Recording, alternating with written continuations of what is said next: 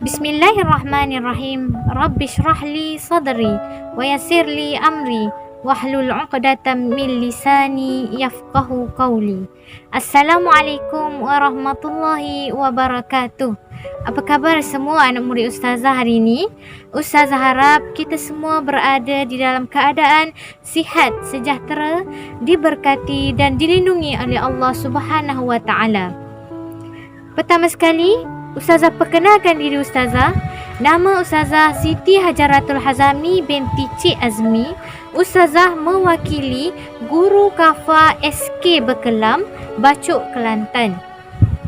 Alhamdulillah, dengan izin Allah dapat kita meneruskan sesi pembelajaran kita walaupun kita sekarang berhadapan dengan pandemik COVID-19.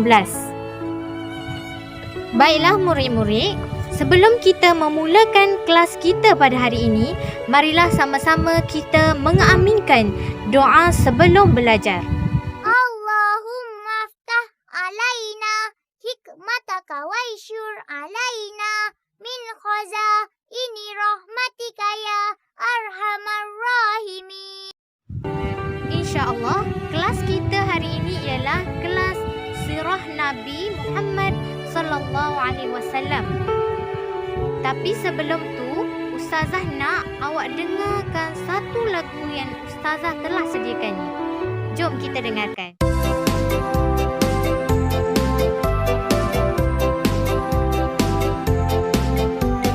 Hijrah itu perpindahan umat Islam ke Habasyah. Kali pertama tanpa Rasulullah pada tahun kelima kerasulan. 10 lelaki 5 perempuan diketuai Saidina Utsman.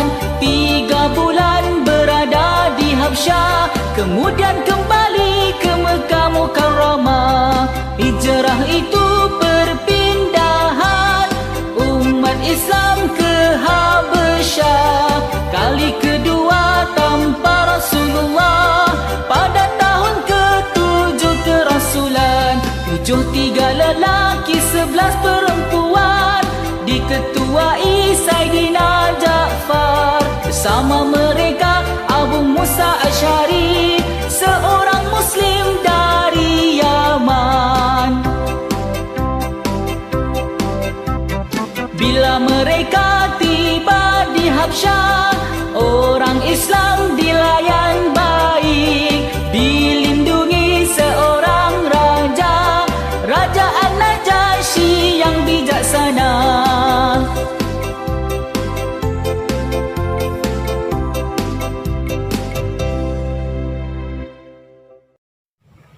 Baiklah murid-murid, mesti awak pernah dengarkan lagu yang baru saja kita dengarkan tadi. Agak-agak awak lah, apa tajuk lagu tadi? Ya, betul. Tajuk lagu tadi ialah Hijrah ke Habsyah. Dan itulah tajuk pelajaran kita pada hari ini. Kita akan belajar mengenai hijrah ke Habsyah. Hijrah merupakan jalan untuk menegakkan agama Allah Subhanahu wa taala. Hijrah ke Habasyah pula merupakan hijrah yang pertama yang dilakukan oleh umat Islam. Ianya merupakan titik permulaan dan perintis ke arah hijrah yang lebih besar. Ianya amat penting di dalam sejarah dakwah Rasulullah sallallahu alaihi wasallam. Baiklah murid-murid, untuk lebih mengetahui tentang hijrah ke Habasyah, marilah sama-sama kita menonton bingkisan video yang Ustazah sediakan. Hijrah ke Habasyah. Apa itu hijrah? Hijrah bermaksud berpindah dari satu tempat ke satu tempat yang lain.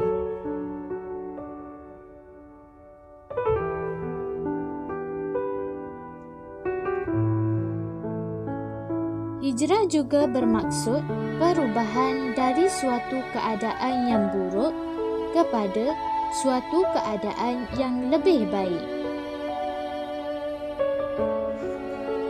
Di manakah Habsyah?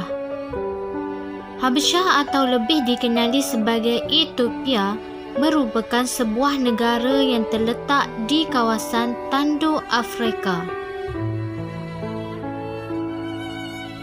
Habsyah merupakan sebuah negeri yang aman dan makmur.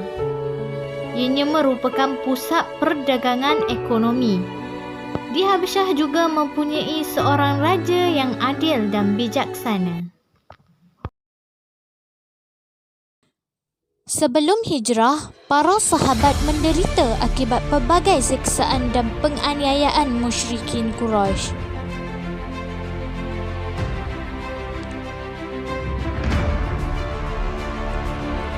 Mereka difitnah dan disiksa tanpa belas kasihan.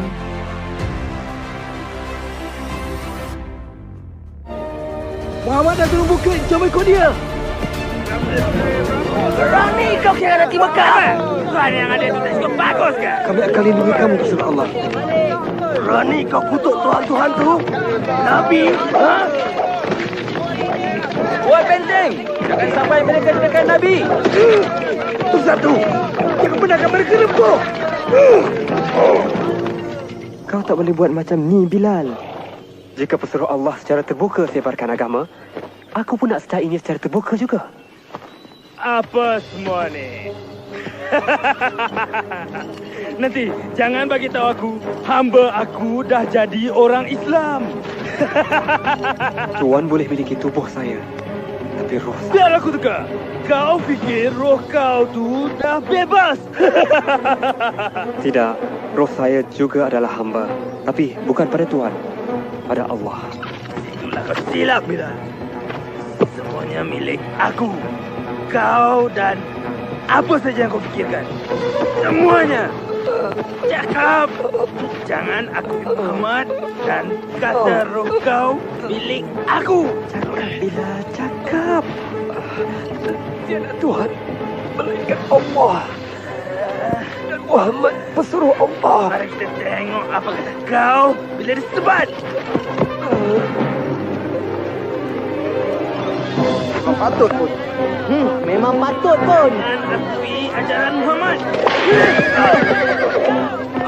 Bilal? Ya Isa. Ya Isa. Cakap aku pemilik roh kau dan aku akan alih bercakap. Cakap.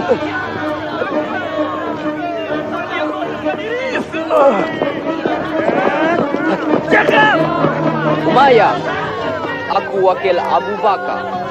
Dia ingin Demi menegakkan agama Allah dan menyelamatkan nyawa para sahabat, Rasulullah sallallahu alaihi wasallam telah memerintahkan agar berhijrah ke Habsyah. Hijrah pertama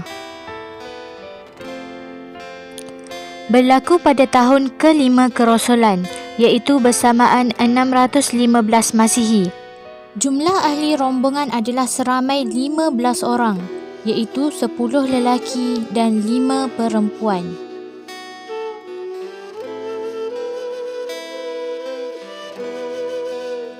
Mereka diketuai oleh Sayyidina Uthman bin Affan dan turut bersama mereka ialah Abdul Rahman bin Auf. Mereka berada di Habsyah selama 3 bulan.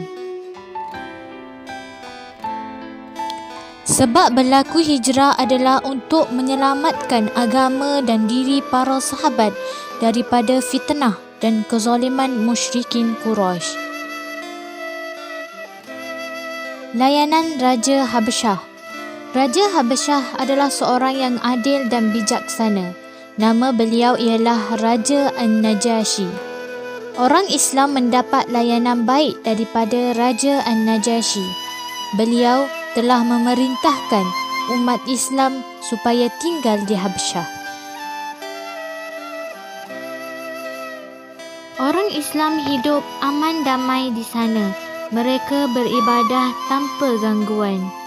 Namun setelah 3 bulan berada di Habsyah, umat Islam telah kembali semula ke kota Mekah setelah mendapat berita palsu mengenai pengislaman ramai orang di Mekah. Ujian mereka dalam menegakkan agama Allah tidak habis sampai di sini. Islam ditentang hebat oleh kafir Quraisy. Mereka sangat tidak menyukai dakwah Nabi. Mereka sedaya upaya berusaha menghentikan dakwah Nabi. Pelbagai tentangan telah dilakukan. Antaranya, mereka telah menghina dan menyiksa pengikut baginda, terutamanya orang miskin dan hamba. Mereka juga memfitnah Nabi, kononnya baginda adalah ahli sihir.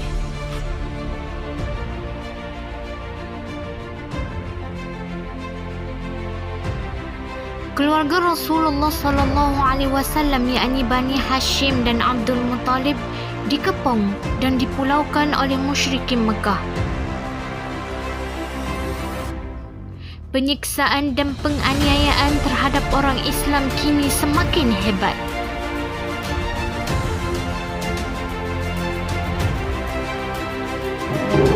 Tangkap mereka! Ikut sini!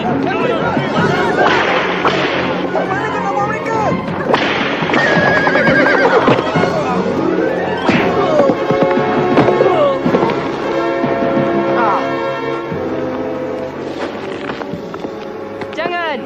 Lepaskan mak aku! Mana suami aku? Pedulikan itu semua. Jangan ikut Muhammad, ikut saja Tuhan kami atau kau mati. Cakap! Tidak! Cakap! Cakap, mak. Cakap apa mereka nak dengar. Dengar cakap anak engkau, Sumayyah.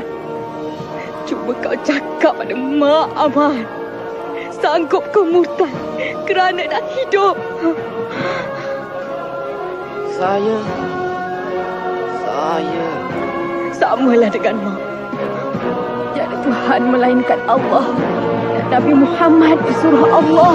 Kau nak permainkan aku. Itulah kata-kata terakhir kau.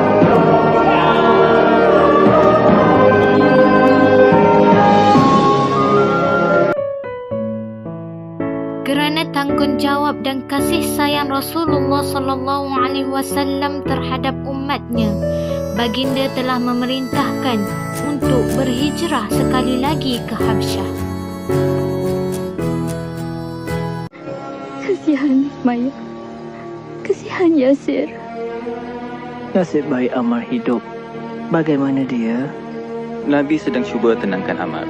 Tapi Nabi bimbang akan nyawa kita. Kalau boleh, sesiapa yang terdaya tu pergilah ke Habsyah. Ke Habsyah? Ya, ia diperintah oleh seorang raja Kristian yang baik. Mungkin kita boleh tinggal di sana. Aku diarahkan mengetuai kumpulan.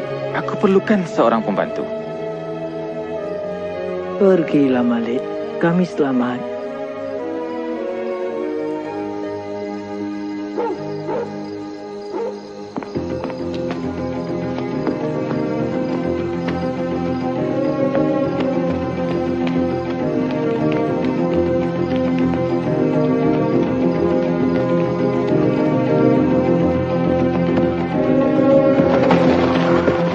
Kita perlu pergi sekarang. Kita mesti bergerak cepat sebelum mereka dapat tahu.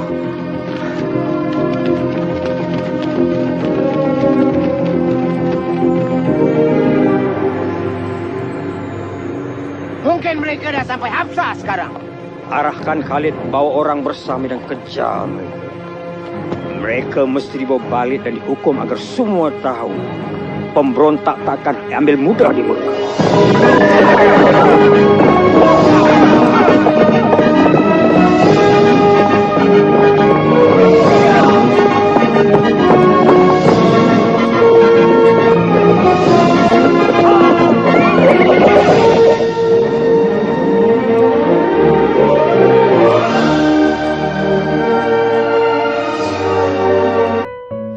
Hijrah kali kedua.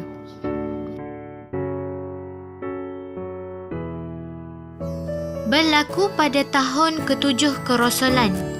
Ketua rombongan ialah Sayyidina Ja'far bin Abi Talib. Rombongan ini disertai 73 lelaki dan 11 wanita, dan turut bersama mereka ialah seorang Islam Yaman iaitu Abu Musa Al-Ash'ari.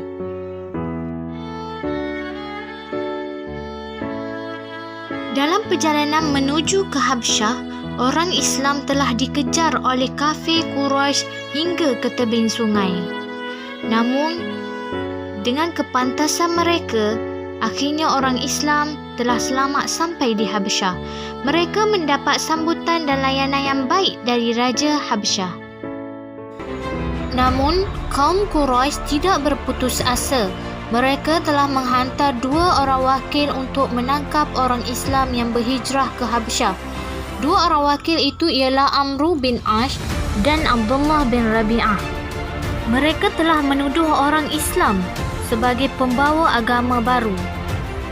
Walau bagaimanapun, Raja An-Najasyi telah menolak permintaan Quraisy untuk menangkap orang Islam untuk dipulangkan ke Mekah setelah mendengar penjelasan mengenai Islam dari Ja'far bin Abi Talib.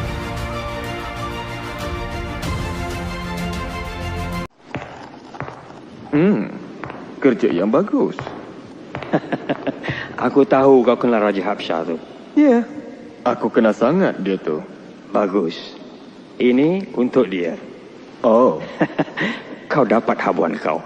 Kalau kau dapat yakinkan dia untuk serah orang Islam kepada kita. orang yang boleh buat kerja ni tentulah aku.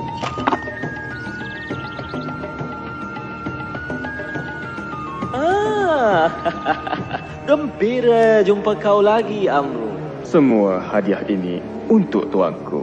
Sifat murah hati kau dah keterlaluan. Tuanku berhak lebih dari ini. Beta faham.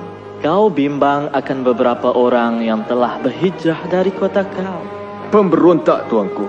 Mereka timbulkan kekacauan di kota kami dan mereka akan buat yang sama di bumi tuanku. Beri saya peluang ini untuk bawa mereka balik. Bagi beta, mereka baik saja.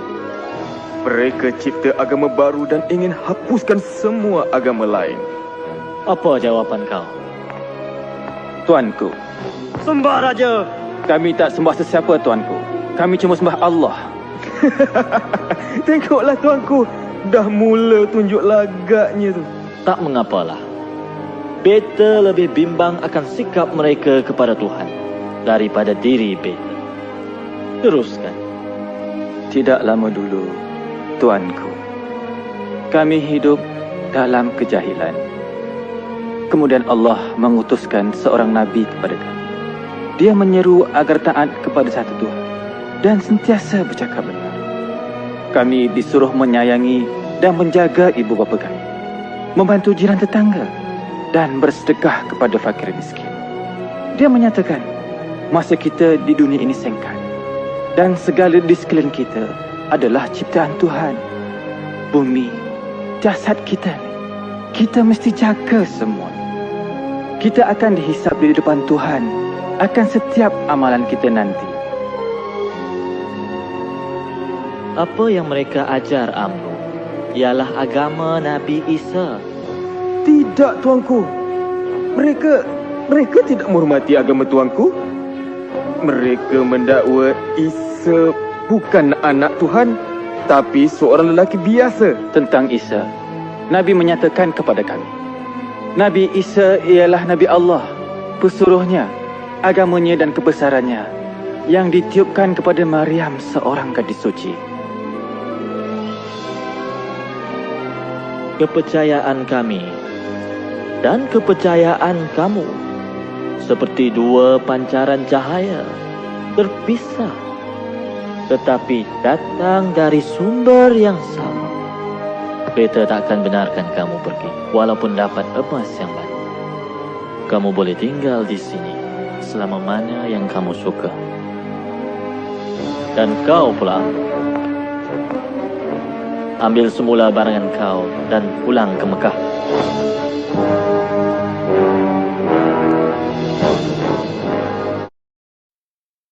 Oleh kerana tertarik dengan ajaran yang dibawa oleh Islam, akhirnya Raja An-Najasyi telah memeluk agama Islam dan turut diikuti oleh ramai penduduk Habsyah yang lain.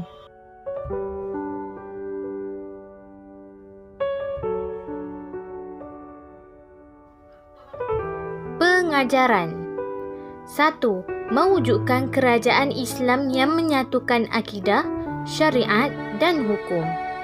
2. Perancangan yang strategi untuk menyebarkan agama Islam ke seluruh pelosok dunia. 3. Melahirkan sifat sabar, tolong-menolong, persaudaraan dan tawakal kepada Allah Subhanahu wa taala.